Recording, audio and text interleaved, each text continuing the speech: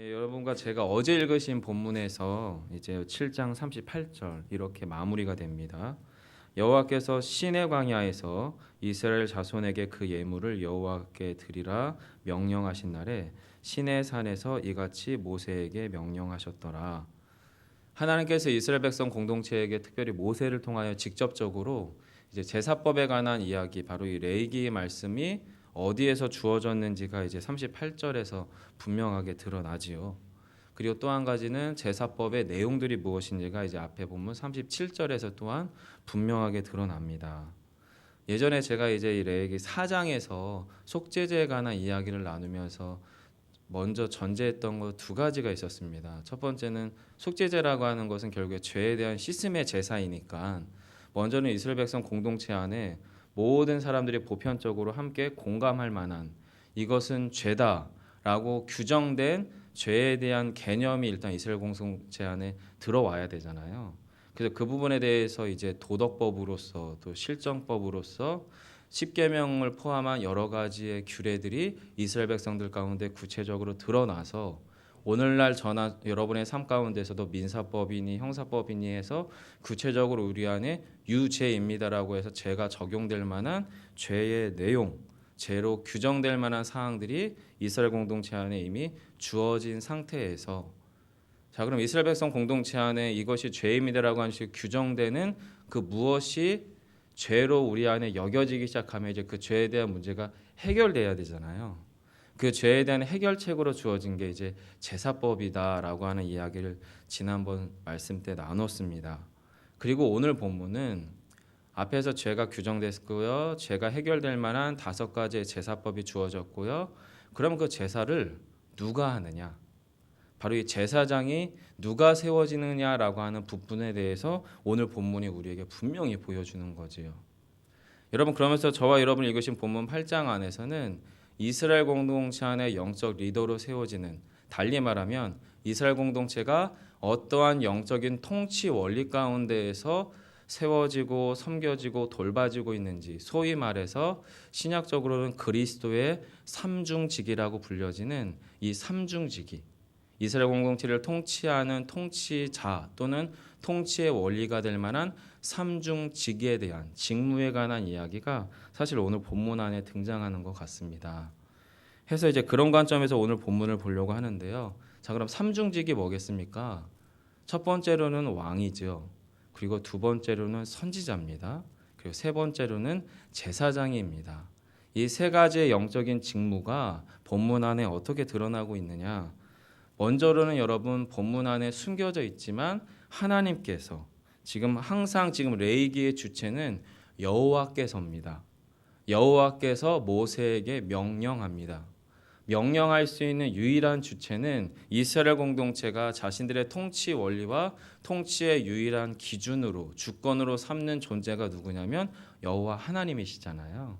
그 하나님이 사실은 본문 안에 전반적으로 담겨 있고 숨어 있긴 하지만 바로 본문 안에 왕 대신 이스라엘 백성들의 통치 원리로서 죄에 대한 규정이 될 만한 십계명을 주시고요.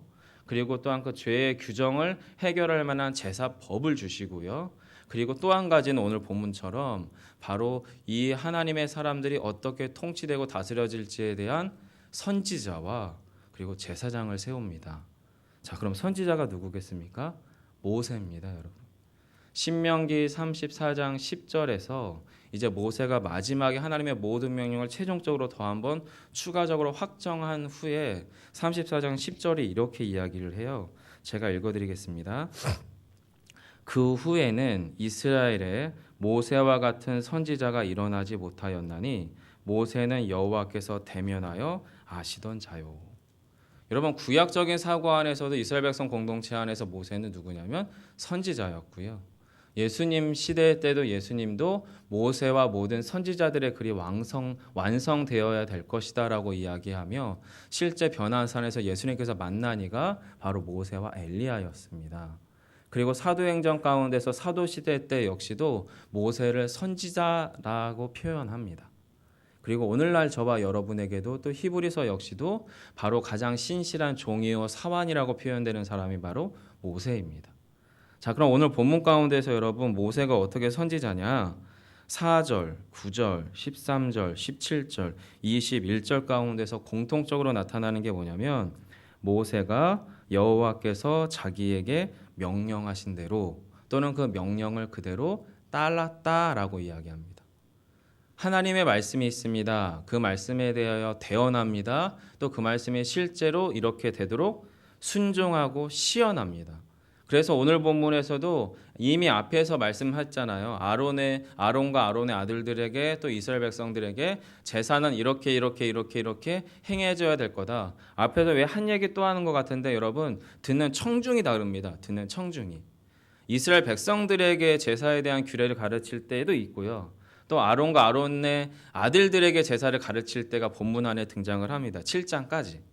그리고 나서 이제 가르쳤으니까 이걸 이제 실제로 시연해야 되잖아요.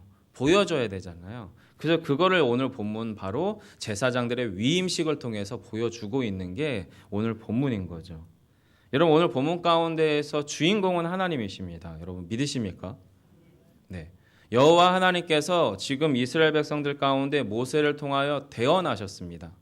그리고 선지자로서 모세를 세우십니다.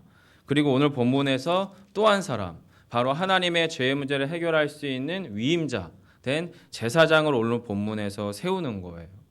7절로 9절 먼저 읽도록 하겠습니다. 함께 하겠습니다. 시작.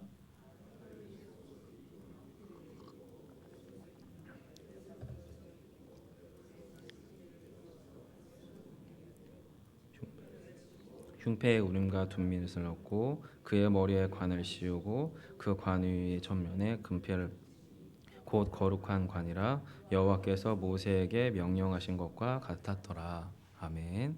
여러분 앞에서 이제 모세가 대언을 하고요. 그리고 나서 아론을 몸을 씻깁니다. 그리고 오늘 본문에 등장하는 것처럼 에봇을 입히는 매우 정말로 엄중하고 또 정결한 절차를 따라서 지금 그렇게 시행하고 있어요. 그리고 끝으로 뭐라고 얘기하냐면 관을 씌웠다고 이야기하는데 그 관은 거룩한 관이다라고 얘기합니다. 그리고 10절에서부터는 또 모세가 뭘 하냐면은 거룩하게 하는데 뭘 거룩하게 합니까? 성막과 그 안에 있는 여러 기기들을 거룩하게 합니다. 그리고 또 그 아래에서 쭉 읽어 나가시다 보면 12절 보시면 또 관유를 아론의 머리에 붓고 그에게 발라 거룩하게 하고, 자, 성막 안에 제사를 드리는 어떤 한 인물로 사람으로서의 제사장도 거룩하게 하고 또 성막 안에 제사를 드리는 여러 기구들도 또한 거룩하게 합니다. 그리고 또한 그 아래 보시면 아론의 아들들에게도 또 동일한 방법들을 통해서 거룩하게 하지요. 바로 제사라고 하는 속죄제라고 하는 번제라고 하는 방식을 통해서 또한 그들 역시도 거룩하게 합니다. 근데 제가 여러분과 오늘 본문에서 좀 유심히 따져보려고 하는 질문은 이거예요. 아론을 씻깁니다. 옷과 간을 입혔습니다. 그렇게 입힘으로 거룩해지는 건가요? 달리 말씀드리면 카톨릭 같은 경우는 지금도 미사라고 하는 것을 행합니다. 그리고 미사는 엄밀한 의미에서 제사를 말합니다. 그리고 앞에 있는 사람을 그들은 목회자라고 부르지 않아요. 페스토리라고 부르지 않고 프리스트라고 해서 사제라고 부릅니다. 사제는 달리 말하면 제사장입니다. 그러니까 저쪽 문 앞에서부터 성수를 손에 바르든지 뭐 하든지 하고 그리고 나서 또 여러 가지 향을 좀 피우면서 쭉 돌아오면서 이 안에서 성찬을 행하는 제사장으로 섭니다. 자, 그러면 지금 카톨릭 같은 경우는 제가 물론 카톨릭을 비난하려고 이 얘기를 하고 있는데 이게 어떤 여파가 될지는 전 잘 모르겠지만 제가 배운 바 믿는 바에 따르면 카톨릭의 미사는 제사입니다. 그리고 그것은 어쩌면 지금 이 본문의 모티브를 가지고 있는지도 모르겠어요. 역사적으로는 꼭 여기에만 모티브를 갖고 있지는 않습니다. 사담이긴 하지만 교회 중세사 가운데에서 여러 이방 신전에서 따왔던 여러 가지의 제사 방식들이 혼용돼 들어간 게 사실은 카톨릭의 제사 미사 방식이거든요. 자, 어쨌든 오늘 본문 가운데에서 제가 드리려고 하는 질문은 과연 관유라고 하는 기름에 어떤 특별한 효험이 있어서 또는 옷과 또 하나님이 지정한 복식을 갖춰서 입으면 그 사람도 관유를 기름 붓고 성막의 기기들도 기름을 바르고 그리고 옷을 그렇게 입으면 실제로 사람도 기기도 그 모든 것들이 실제로 거룩해지겠느냐라는 거예요. 가톨릭엔 분유 개념이라고 하는 게 있습니다. 성찬을 떼는 그 성찬 안에 실제로 하나님의 신성이 들어가서 그 신성을 먹고 마신다라고 이야기합니다. 달리 말하면 지금 만약에 이것이 그냥 물인데 본질상 본성상 그냥 물입니다. 그리고 이 물의 기능과 목적은 뭐냐면 앞에 있는 설교자가 물을 마심으로 갈증을 해소하고 설교에 도움을 주고자 올라와 있는 것이 이 기능과 목적이에요. 근데 여기에 하나님의 신성이 임한다는 거죠. 그럼 이 가운데는 두 가지 본성이 있다는 겁니다. 첫 번째는 물이고 두 번째는 이 가운데 하나님의 신성이 포함되어 있기 때문에 이것이 신성한 것이 된다는 거예요. 그럼 이걸 마시면 어떻게 됩니까? 저도 신성해진다는 거죠. 이걸 저는 한마디로 얘기하면은 마법이라고 미신이라고 부릅니다. 예전에 저희 옛날 어른들, 저희 교회 초대교회 어른들이나 또 저 어릴 때만 해도 이 강대상에 이제 제가 맨발로 올라가면은 저희 이모부나 저희 아주 오랜 연세가 있으신 장로님들 저를 혼내셨어요. 이 버르장머리 없는 어떻게 그럴 수 있냐고. 신발 벗고 올라가야 된다고. 그리고 너 따위가 올라가는 거 아니라고. 전 충분히 그분들의 마음을 공감을 합니다. 거룩한 곳이라는 거죠. 근데 여러분 여기는 지금 소재가 뭐냐면 나무입니다. 나무. 이 강대상, 이 강단은. 그리고 이건 그냥 크리스탈이고요. 얘는 그냥 마이크입니다. 그리고 이건 스피커입니다. 그럼 여러분 이 본래의 기능과 목적은 뭡니까? 설교자가 설교를 하는 데 있어서 청중들이 듣기 적절하게끔 작동되면 되는 겁니다. 이 자체가 무슨 신비한 힘이 없는 거예요. 근데 여기에 마치 카톨릭처럼 이게 교회 안에서 사용되어지고 있고 하나님의 설교로 해서 사용되는 것이니까 이게 신성하다라고 스스로 우리가 어떻게 해요? 믿는 겁니다. 그게 여러분 지금 오늘 본문을 해석할 때 바라볼 때 우리가 갖는 큰 함정 중에 하나라고 전 말씀드리고 싶은 거예요. 자, 그러면 성경이 말하고 있는 오늘 본문에 거룩하게 한다라고 하는 의미가 뭐냐? 거룩이라고 하는 속성은 하나님께만 소유된 겁니다. 우리에게 없는 겁니다. 그런데 여러분 이것들이 지금 앞에 있는 제 성막 안에 있는 모든 기기들이나 성막 안에서 제사를 집행하는 제사장이 누구와 관계되기 시작하냐면 하나님과 관계되기 시작을 합니다.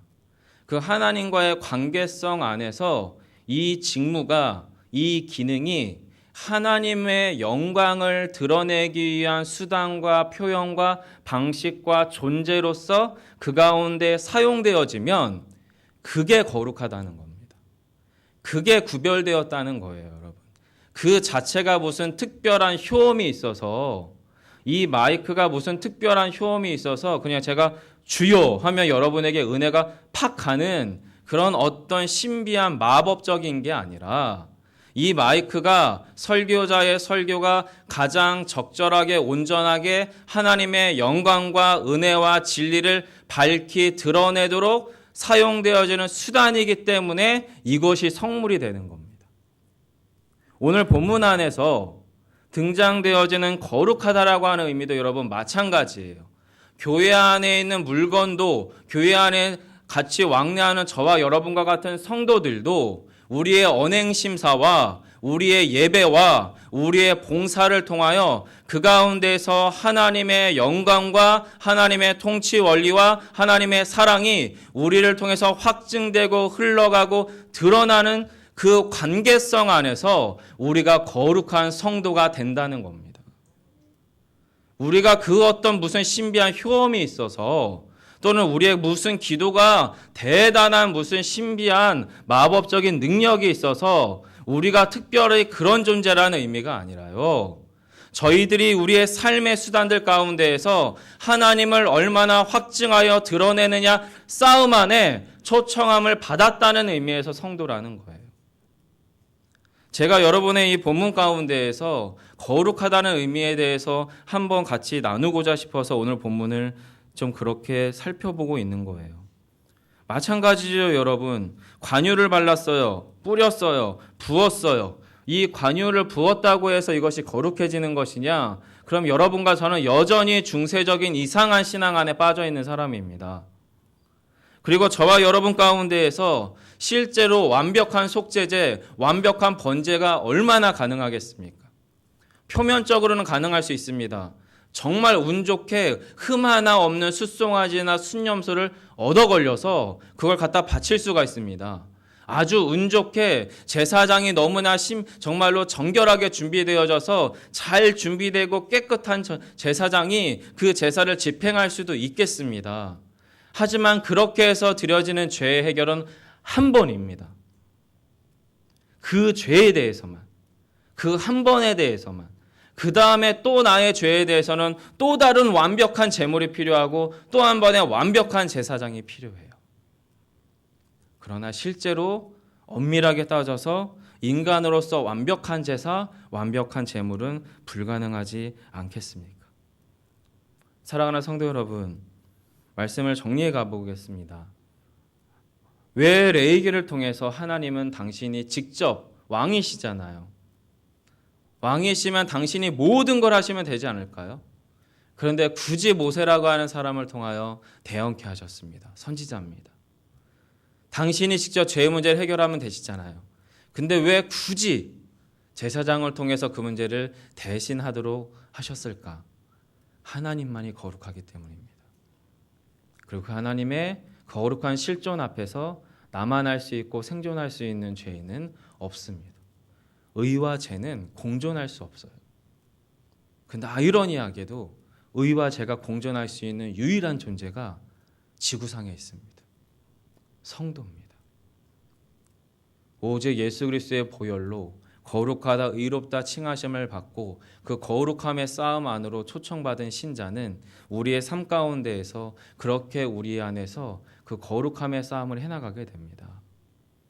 하지만 때로는 우리 안에서 죄로 미끄러지고 하나님 없는 자와의 방불한 삶을 살아낼 수도 있습니다. 하지만 우리는 거기서 어떻게 해요?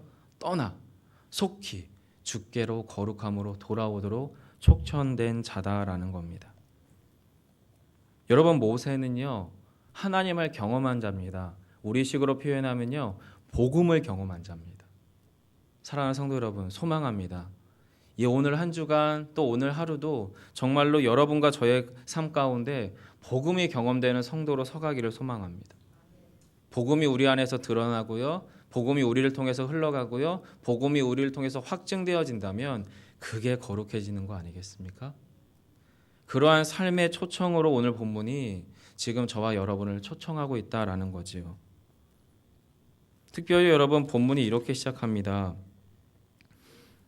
4절에서 이렇게 얘기해요. 모세가 여호와께서 자기에게 명령하신 대로 하매 회중이 회막문에 모인지라. 이걸 달리 말하면 교회됨입니다.